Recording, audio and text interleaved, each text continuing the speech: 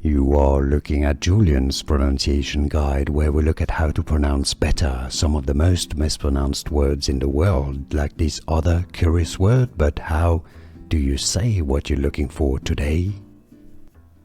Let's learn once and for all how to pronounce these names correctly. I said correctly once and for all. If you want to learn more names from mythology, stay tuned. I've got more pronunciation videos for you. So, two different pronunciations here. If we're talking about the mythological character from Shakespeare, it's pronounced Titania.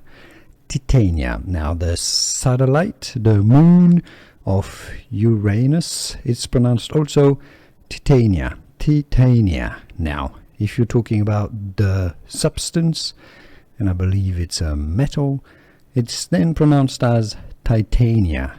So, two different pronunciations, Titania or Titania, depending on what you're talking about, but now you know. Here are more videos on how to pronounce more confusing words and names too many mispronounced. Like this video if you found it useful. I appreciate your support. I'll see you soon and thanks for watching.